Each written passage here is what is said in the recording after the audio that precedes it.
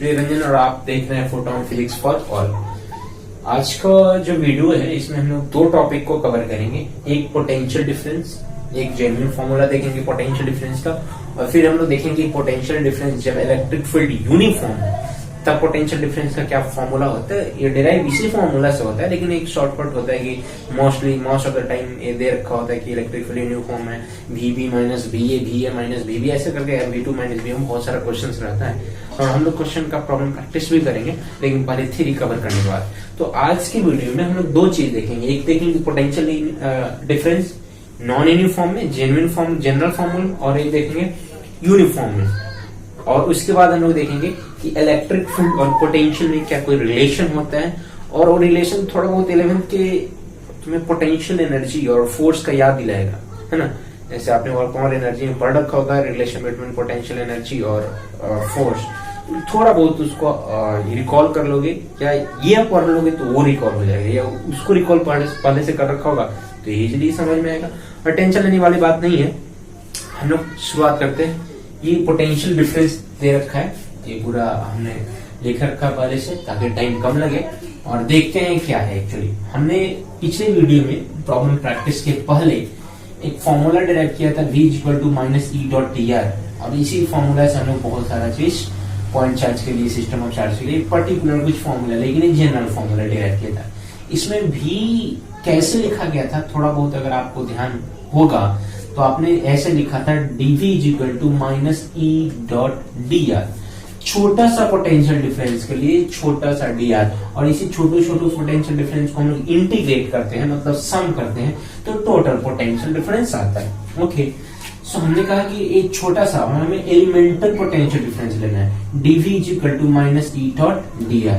अब इंटीग्रेशन लेते हैं, दोनों साइड इंटीग्रेशन करने का मतलब सम करना, तो कहा ठीक है। अब रेफरेंस, इंटीग्रेशन में जब भी हम लोग देखेंगे तो रेफरेंस ले लेते हैं, और रेफरेंस मान लेते हैं A, तो F फाइनल टू इनिशियल है, यहां भी मान लेते हैं फाइनल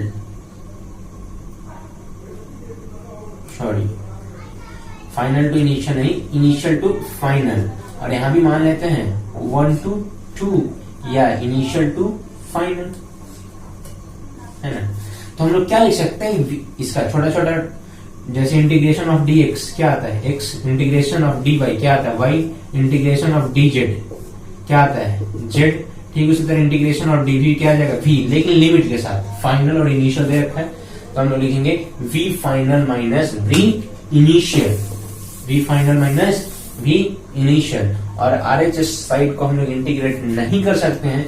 क्यों नहीं कर सकते हैं? क्योंकि E अलग फंक्शन है और dr अलग फंक्शन है, तो ये सारा चीज अब एक जनरल फॉर्मूला हो गया, v final minus v initial = E.dr। अगर हम बात करें, मान लो फील्ड का डायरेक्शन ऐसे है, हम लोग चल भी रहे हैं ऐसे ही, या फिर हम लोग कह रहे हैं कि अलोंग द फील्ड जो भी काम हो रहा है अलोंग द फील्ड हो रहा है, तो थीटा कितना डिग्री हो जाएगा, 0 डिग्री। अगर थीटा 0 डिग्री हो तो E.dr, A.b का फॉर्मूला आपको पहले से पता होना चाहिए, A.b का formula dot product of vector AB cos theta होता है, ठीक ना। ठीक उसी तरह E.dr का फॉर्मूला होगा E.dr cos थीटा। अब cos 0 तो पॉजिटिव हो गया, E positive, dr positive, cos theta positive, तो टोटल पॉजिटिव, लेकिन माइनस साइन पहले से लगा है तो टोटल क्या कर देगा, नेगेटिव। तो V final minus V initial negative होगा कब, जब हम लोग अलोंग द फील्ड जाएंगे कि अपोजिट, अलोंग द फील्ड, क्योंकि थीटा क्या दे रखा है, 0। अब आते हैं हम लोग V final minus V initial, अगर A नेगेटिव है तो डिफरेंस क्या होना चाहिए, नेगेटिव आता है, मतलब फाइनल वैल्यू, मान लो इनिशियल तुम्हारा 2 रुपया है, फाइनल 10 रुपया है, तो डिफरेंस देखेंगे तो क्या होगा, 10 - 2 8, कुल मिला के पॉजिटिव क्वांटिटी है। अगर हम लोग मान लेते हैं कि इनिशियली हमारे पास 100 रुपया पॉकेट मनी आता है सप्ताह का, और 2 दिन बाद हमारे पास 50 रुपीज बनते हैं, तो फाइनल क्या है 50, इनिशियल क्या है 100, दोनों का डिफरेंस करोगे फाइनल माइनस इनिशियल, तो क्या होगा 50 - 100, नेगेटिव या पॉजिटिव, नेगेटिव होगा। यही बता रहा है कि अगर हमारा RHS नेगेटिव है, मतलब डिफरेंस नेगेटिव है, तो जरूर फाइनल वैल्यू कम रहा होगा। ध्यान से देखो, ये नेगेटिव आ रहा है मतलब ये वैल्यू कम रहा होगा। कम कहने का मतलब अगर ये नेगेटिव है तो फाइनल वैल्यू कम रहा होगा, मतलब इनिशियल ज्यादा रहा होगा। इसी को एक्सप्रेस हमने करा है इनइक्वालिटी के टर्म में कि V final less than V initial, final क्या होता है, कम जाता है। तो इसको याद रखने का क्या तरीका है कि फील्ड के डायरेक्शन में पोटेंशियल घटते जाता है और घटते घटते घटते घटते एक ऐसा वक्त आता है, एक ऐसा डिस्टेंस आता है जहां पे पोटेंशियल शून्य हो जाता है और वो शून्य, वो जीरो वाला पोटेंशियल हमारा आर इन्फिनिटी होता है। क्या होता है, इन्फिनिटी। अगर आर इन्फिनिटी हो, आर का वैल्यू क्या है, इन्फिनिटी, तो हमारा पोटेंशियल फाइनल क्या हो जाता है, जीरो। तो धीरे धीरे धीरे धीरे घटेगा। तो फील्ड के डायरेक्शन में पोटेंशियल हमेशा डिक्रीज करता है। अगर थीटा का वैल्यू 180 हो जाए, मतलब फील्ड के अपोजिट, फील्ड ऐसे, तो हम लोग मुड़ रहे हैं ऐसे, हम लोग घूम रहे हैं, मूव कर रहे हैं अपोजिट डायरेक्शन में, तो थीटा क्या हो जाएगा, 180। जब थीटा 180 हो जाए, थीटा क्या हो जाए, 180 means opposite to the field, field के अपोजिट हो जाएगा। तब बताओ ये dr वाला नेगेटिव होगा कि पॉजिटिव, नेगेटिव। cos 180 का वैल्यू क्या होता है, नेगेटिव। cos 180 वैल्यू -1 होता है, तो नेगेटिव नेगेटिव मिलकर क्या हो जाएगा, पॉजिटिव। मतलब अगर फील्ड के अपोजिट डायरेक्शन में जाते हो तो पॉजिटिव आ रहा है, पॉजिटिव कोई क्वांटिटी में फाइनल वैल्यू ज्यादा या कम, ज्यादा, मोर, मींस v फाइनल क्या होना चाहिए, यहां हम final, it's my mistake, v final greater than होगा v इनिशियल, है ना। सो इस बात को, ये 2 पॉइंट को आपको याद रखना है, कब कब v इनिशियल, कब कब v फाइनल पॉजिटिव होगा, कब नेगेटिव होगा। और 2 फॉर्मूला याद रखना है, छोटा वाला formula dv equal to minus E dot D R, और एक बड़ा वाला फॉर्मूला है v final minus v initial equal to v जो ई डॉट डी आर है, E D are cos theta करेंगे हम लोग, क्या लिखेंगे, initial to final, initial to final. ठीक, अब हम लोग जस्ट देखेंगे कि अगर हमारा इलेक्ट्रिक फील्ड यूनिफॉर्म हो जाए, इलेक्ट्रिक फील्ड क्या हो जाए, यूनिफॉर्म, तब क्या होगा। वीडियो को पॉज करो, फटाफट स्क्रीनशॉट ले लो, या फिर पॉज करके उतारना है तो उतार लो। चलो मैं मिटा रहा हूं। मैंने कहा है कि अब मैं एक चीज देखूंगा कि अगर मैं चाहूं कि फील्ड क्या हो, यूनिफॉर्म हो, यूनिफॉर्म मतलब कांस्टेंट या वेरिएबल, कांस्टेंट, ऑब्वियस बात है कांस्टेंट ही होगा, तब इसके साथ कौन कौन सा राम कहानी हो जाएगा, क्या क्या घटनाएं होंगी, क्या क्या प्रॉब्लम क्रिएट होगा, या सॉल्यूशन ही बन जाएगा, या इजी हो जाएगा। देखते हैं पैसा। मैंने कहा potential difference in uniform electric field, electric field हमारा है वो यूनिफॉर्म है। कहने का मतलब क्या है, ये हमारा कांस्टेंट है। मानते हैं इलेक्ट्रिक फील्ड ऐसा है, कुछ इक्वी डिस्टेंस फील्ड लाइंस होगा, तभी नहीं यूनिफॉर्म मानोगे भाई साहब, मानेंगे। चलो मैंने कहा कि चलो आप बताओ v final minus v initial क्या लिखते हो। मैंने कहा सिंपल सा बात हम लोग यही लिखते हैं ना, e dot D r, e dot D R. मैंने कहा इसको और एक्सप्लेन करो अच्छे से, minus v final minus v initial equal to minus integral of e d are cos theta. Okay, e uniform है और dr बदल रहा है, मानो ठीक है e यूनिफॉर्म है, dr हम इस डायरेक्शन में जा रहे हैं, है ना। एंगल कांस्टेंट रहेगा कि वेरिएबल, कांस्टेंट रहेगा, मतलब e यूनिफॉर्म है, dr सिर्फ चेंज हो रहा है, कुल मिला के हमारा e और cos थीटा कांस्टेंट होगा, बाहर निकालेंगे e v final minus v initial is equal to minus e, बाहर कर दिए। ओके, cos थीटा भी बाहर कर दिया, सिर्फ और सिर्फ क्या बचा, dr, dr मान लेते हैं छोटा छोटा dr मिलके क्या हो जाएगा, और इंटीग्रेशन नहीं रहेगा, वेक्टर का साइन ही नहीं रहेगा। मान लेते हैं dr है, हम एक डायरेक्शन मान लेते हैं x में, या d मान लेते हैं डिस्टेंस, यहां से यहाँ dr हम जोड़े, और हमारा dr जोड़ने के बाद छोटे छोटे dr है, छोटे छोटे dr कंप्लीट dr जोड़ने के बाद हमारा डिस्टेंस d आ जाता है। क्या जाता है डिस्टेंस d, तो v final minus v initial का फॉर्मूला निकला minus E D cos theta. ये आप याद रखोगे, v final minus v initial equal to minus e dot D, e dot D. अब हम लोग देखेंगे ये कैसे संभव हुआ है। ये संभव तभी हुआ है जब E क्या था, यूनिफॉर्म, तभी ये इंटीग्रेशन के साइन से बाहर निकला है। अगर ये इंटीग्रेशन के साइन से बाहर नहीं निकलता तो ये पॉसिबल इंटीग्रेशन संभव नहीं था।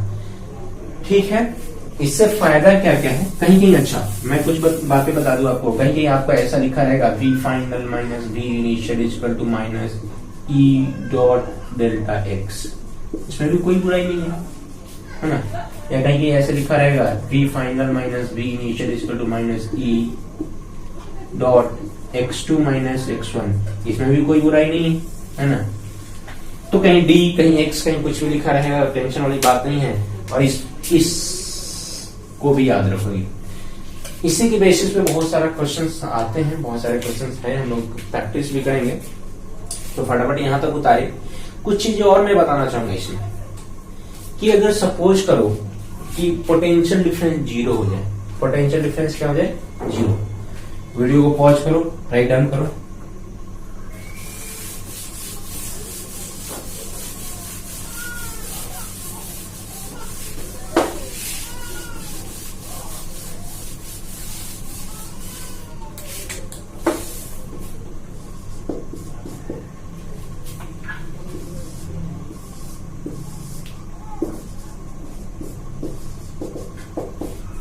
हाँ देखिए इधर मैंने बोला कि ये दो फॉर्मूला निकल के आए पिछले थ्योरी में।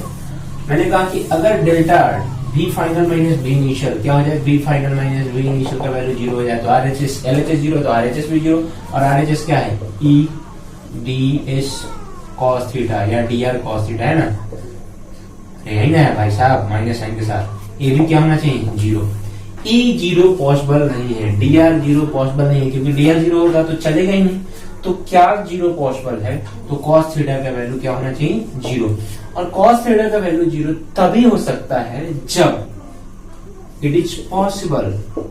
कब पॉसिबल है भाई साहब, जब वेन थीटा क्या हो जाए 90 डिग्री। मींस हम लोग जो चल रहे हैं आर और फील्ड दोनों एक दूसरे पर क्या हो, परपेंडिकुलर हो। इस कंडीशन में हमारा पोटेंशियल डिफरेंस क्या हो जाता है, जीरो।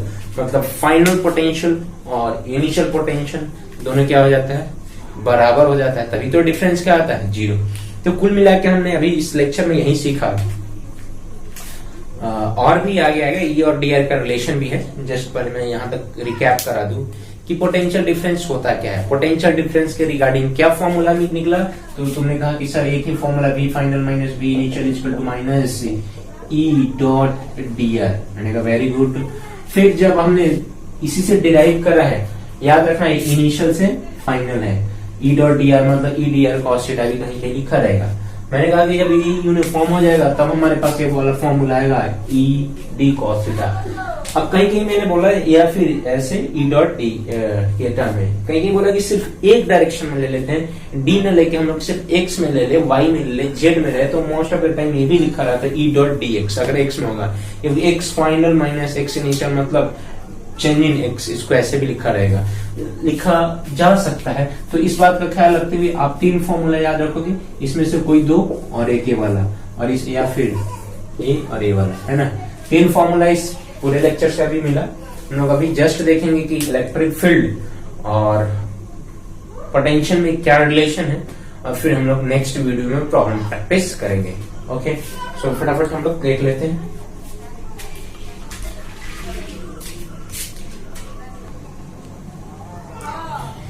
चलो ठीक है, देखते हैं हम लोग relation between potential and electric field. क्या इलेक्ट्रिक फील्ड और पोटेंशियल में कुछ रिलेशन है तो कैसा है और कैसे हम लोग डिराइव करेंगे इसको देखेंगे, है ना।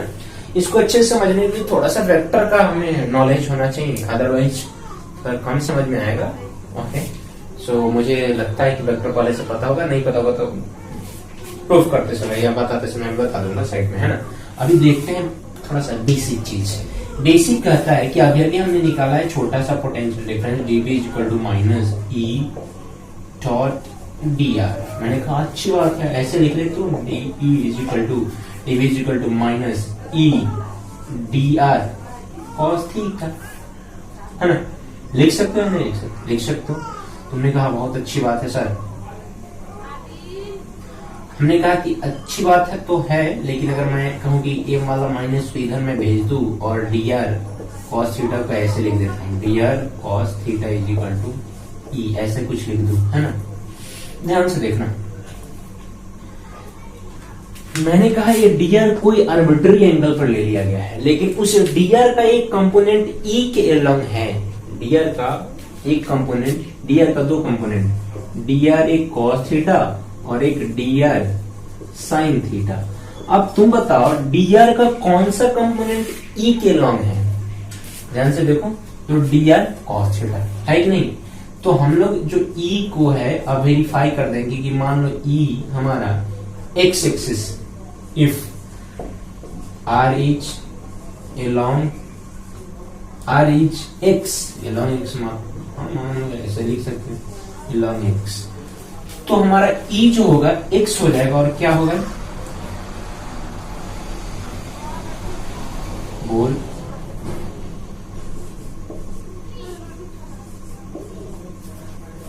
नहीं बोल रहा। अरे dr का एक कंपोनेंट along the axis, अब along the axis x को हम लोग क्या मान ले रहे हैं? बोलो भाई साहब, मतलब dr क्या माने? x, तो होगा क्या? Minus dv dx। सिंपल सा फंडा है। लेकिन ये कब पॉसिबल है? जब x में हो। If along the y, r किसके along हो? y के along हो, तो ey हम लोग कैसे निकालेंगे? माइनस dv बाई dx के जगह क्या हो जाएगा? और सिमिलरली अगर हम लोग लिखना चाहें तो क्या लिख सकते हैं? Ez इक्वल टू माइनस dv इक्वल टू dz, है ना? तुमने कहा बहुत अच्छी बात है, इसमें टफनेस क्या था? मैंने कहा है ना भाई साहब। अभी हम लोग बात कर रहे थे इलेक्ट्रिक फील्ड या तो x के लॉन्ग होगा, या y के लॉन्ग होगा, या फिर z के लॉन्ग होगा। मतलब जो फील्ड है हमारा यूनिडायरेक्शनल है।